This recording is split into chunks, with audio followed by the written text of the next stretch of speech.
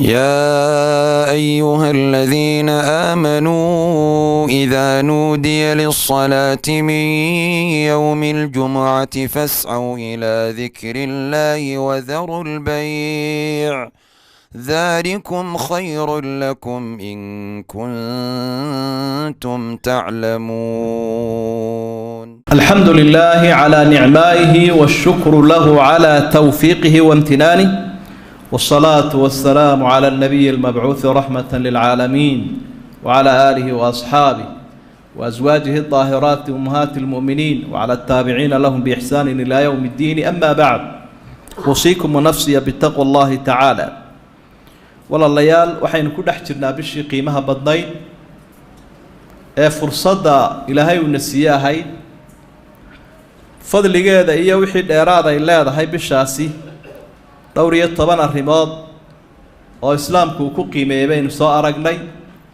dib ugu noqon mayna, laakiin fadligeedii iyo faa'iidadeedii iyo wixii ay la gaar ahayd ee 12 bilood kale kaga duwanayd soo aragnay. maxayna la gudban weeyey? ولكل مقام مقال. hoos waliba hadal buu leeyahay, had wal oo la joogaba hadalka ku habboon weeye. waa taaganahay fursaddii cimriga. cimrigu waa fursado waxa lagu kala dheereeyaana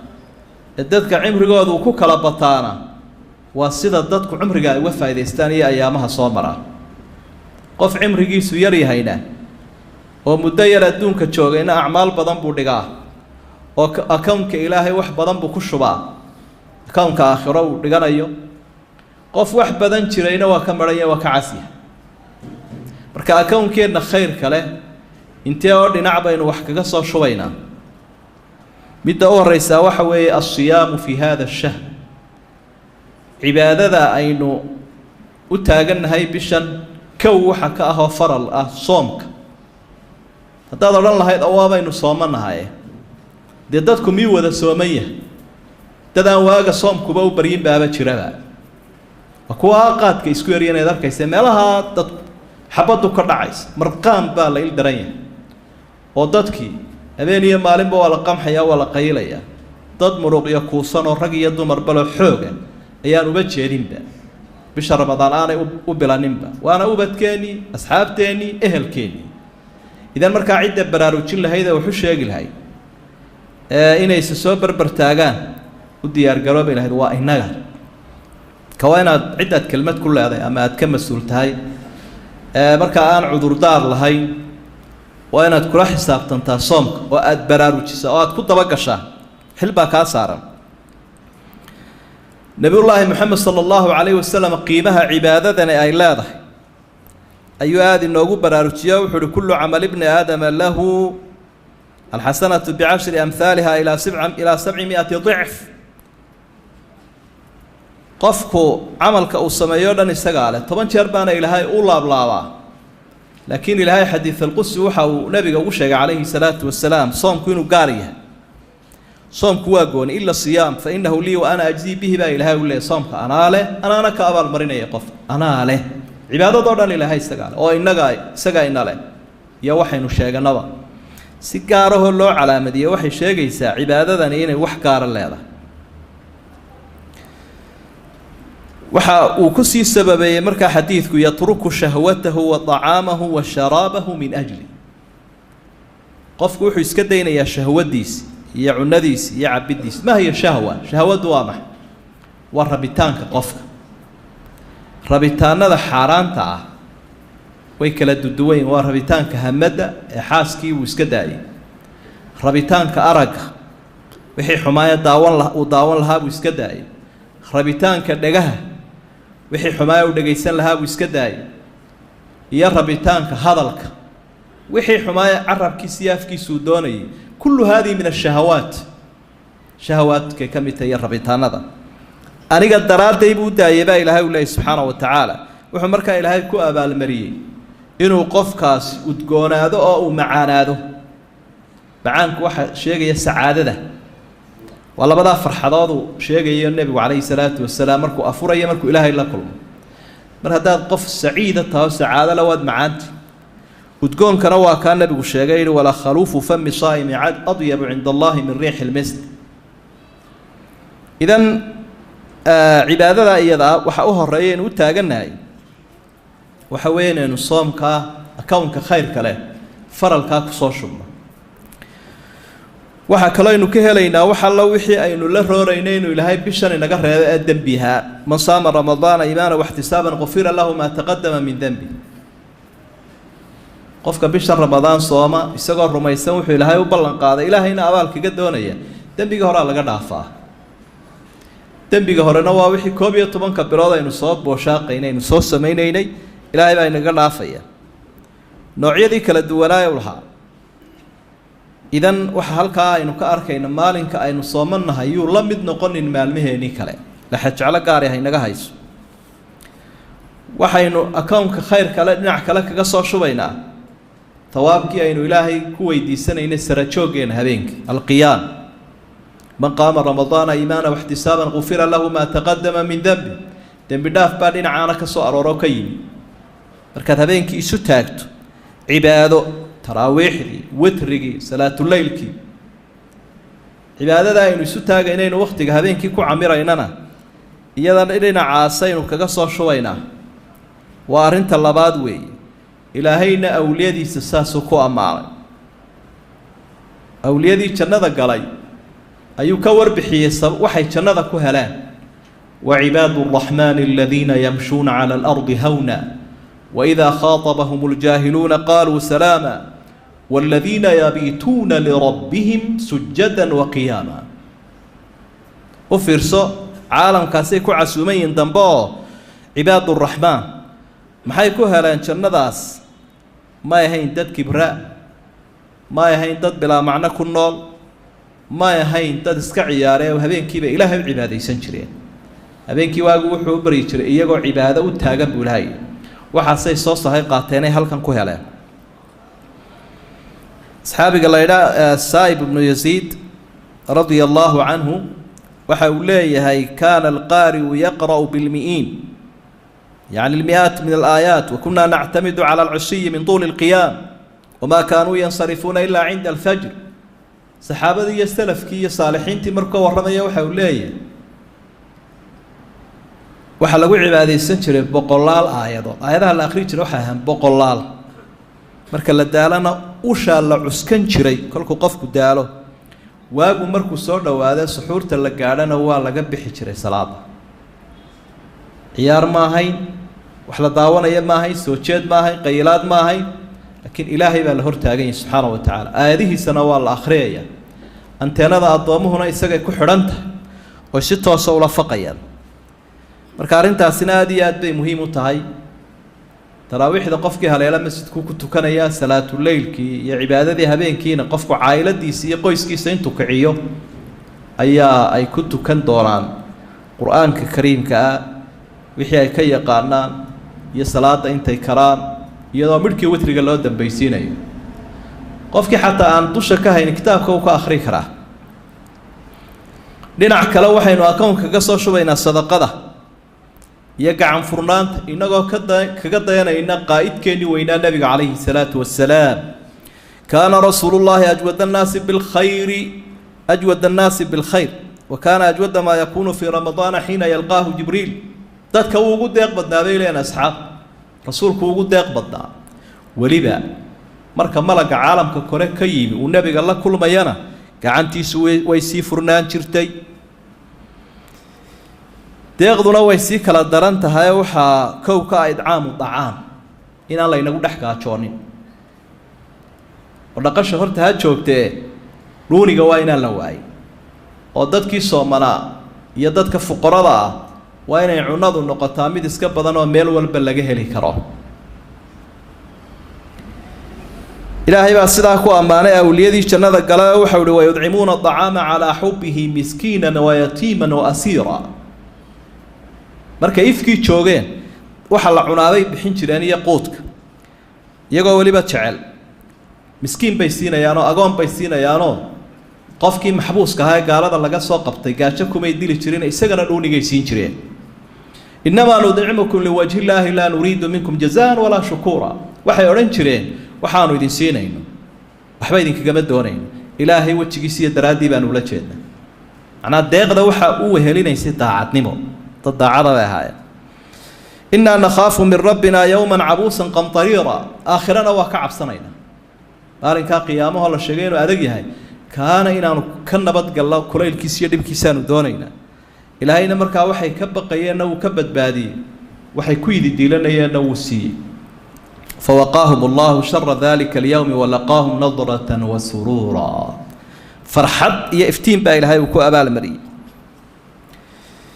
salafuna saalix waxay ku dadaali jireen bisha in wax la wada cuno oo aan la kala cunin sida inagu yaro badan geed weynuun in la soo xidho masaakiintuna meelaha warwareegaan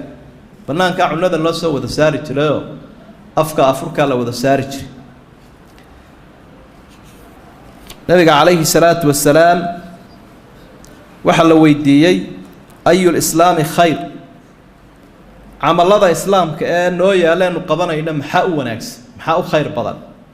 markaa rasuulku waxau ihi tudcimu acaam wa tuqri'u asalaama calaa man carafta waman lam tacrif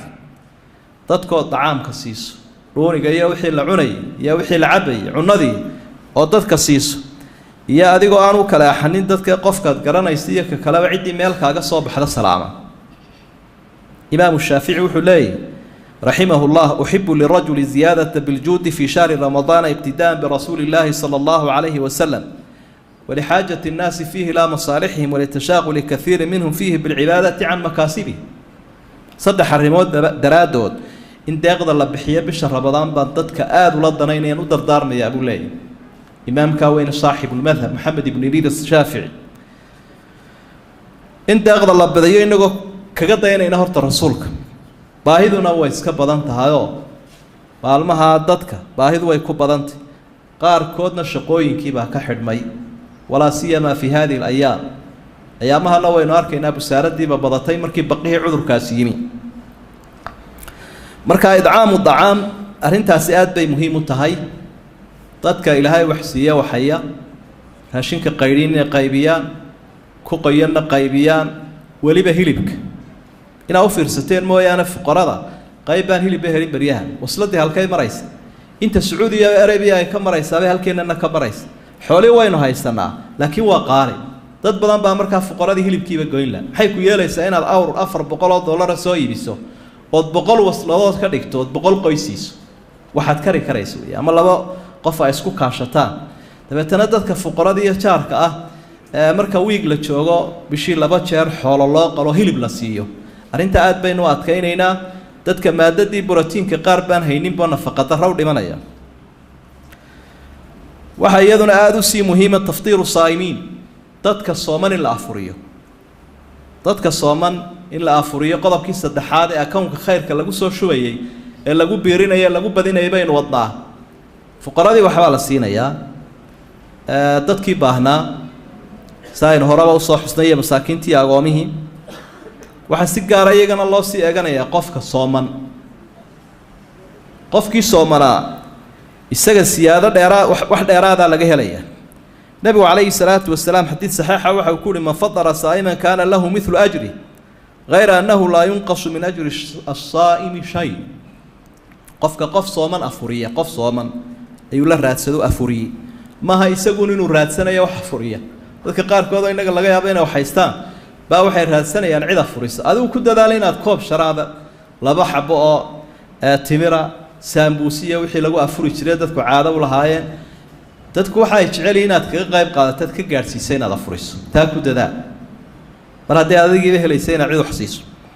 qofka qof sooman afuriya wuxuu helayaa kaa sooman ajrigu hela in la eg buu ayuu nabigu yidhi calayhi salaatu wasalaam ilaahayna kama naaqusayo kama yaraynayo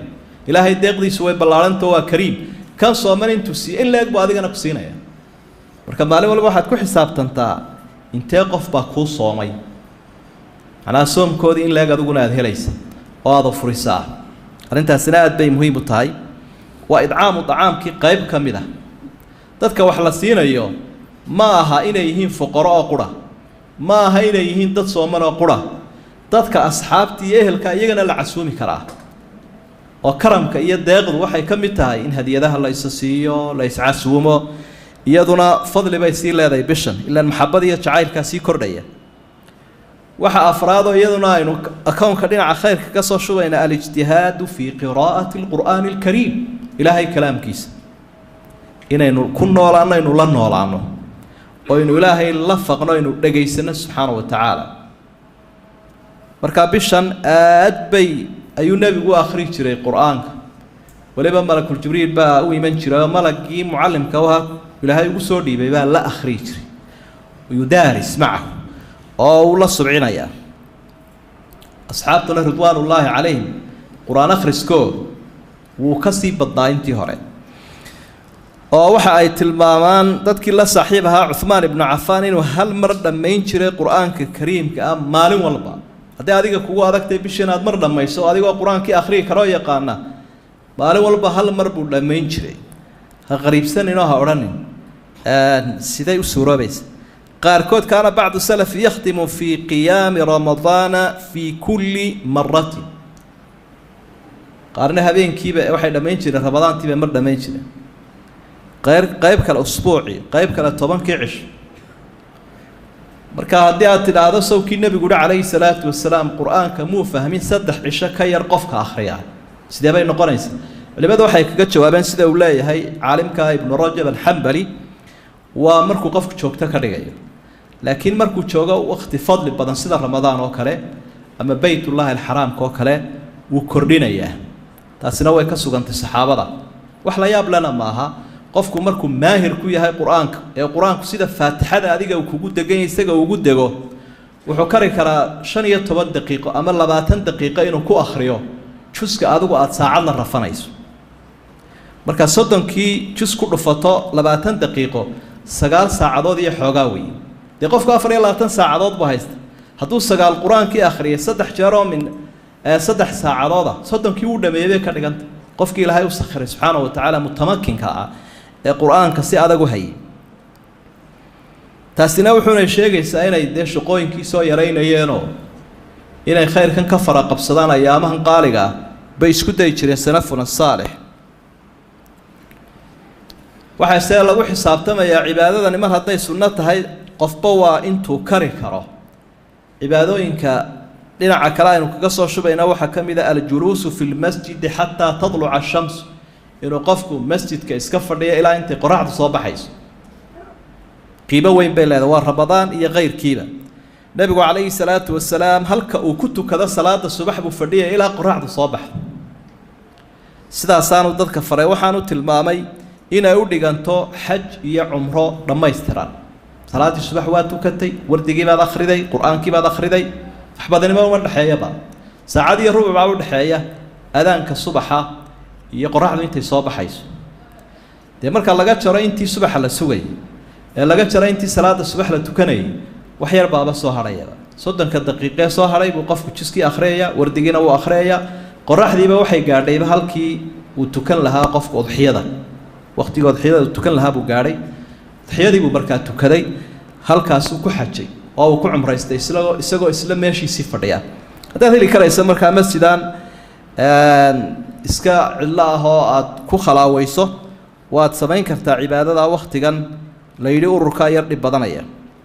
ictikaafkiibaa isaguna jiro qofka hela meel uu ku ictikaafo ictikaafkiina waa sunne cumradii bisha ramadaan la cumraysanayay marka ama waqtiga ay arrimahani suuro galaan weeye ay sahlanaadaan marka qofka intaasoo arrimood wada bishan gudaheeda iyo qofka intaaba aan u jeedin isku islaamna ah isku abtirsiimana ah isku deegaanna ah sidee aakhira u tartamaya sidee janno ugu soo wada xaadiraya ilaahay fadligiisu uu ballaadhan subxaanahu wa tacaala laakiin waxaynu arkaynaa la kala dheeree orodse maaha in la kala dheeraynayo adduunkiiba lagu kala tegay oo qofna halkan uu kaadh qaaliya ka sii qaadanaya qofna isagoo iska gacmacad buu halkaa tegaya marka waxaynu baraarujinaynaa waxa aynu bishan ku qaadanayna inaynu ku camiraynaa waa cibaadooyinka qiimaha badan ee waqtigoo la lumiya ma aha iyo adiga oo karaahiyeysta bishan iyo adiga oo gaajada ee ay ku damaqda maaha waxalla waxaasoo dhan waxaynu ka hadlaynaa waxa weeyaan fawaa'idkii ruuxiga ahaa iyo cibaadadan sidii ay u kobcin lahayd qofka loo badsan lahaa faa'iidooyinka caafimaad ee soomku uu leeyahay marar badan baynu ka hadalay laakiin ta inoo muhiimkahay waxa weeye diinteenna sidaynu u korinaynaa inuu u kobcinaynaa allah ina waafajiyo اللهم أرنا الحق حقا وارزقنا اتباعه وأرنا الباطل باطلا وارزقنا اجتنابه. ربنا تقبل صلاتنا وصيامنا وقيامنا وقراءتنا وأعمالنا كلها يا أرحم الراحمين. اللهم ارزقنا القبول والتوبة والإخلاص. اللهم اجعلنا شاكرين لنعمتك مثنين بها عليك يا أرحم الراحمين. اللهم أغننا بحلالك عن حرامك وبفضلك عمن سواك. اللهم انصر الإسلام والمسلمين وانصر المستضعفين في كل مكان يا أرحم الراحمين. اللهم اجعل ولايتنا وولاية جميع المسلمين في من خافك واتقاك وحكم بكتابك يا أرحم الراحمين. اللهم زدنا ولا تنقصنا وأكرمنا ولا تهنا وأعطنا ولا تحرمنا وآثرنا ولا تؤثر علينا يا أرحم الراحمين. اللهم إنا نعوذ بك من جهد البلاء ودرك الشقاء وسوء القضاء وشماتة الأعداء يا أرحم الراحمين. اللهم إنا نعوذ بك من زوال نعمتك وتحول عافيتك وفجاءة نقمتك يا أرحم الراحمين. اللهم إنا نعوذ بك من البرص والجذام والجنون والسيء الأسقام. اللهم اشف مرضانا وعاف مبتلانا وارحم موتانا وتمم نعمتك علينا يا أرحم الراحمين. وآخر دعوانا أن الحمد لله رب العالمين.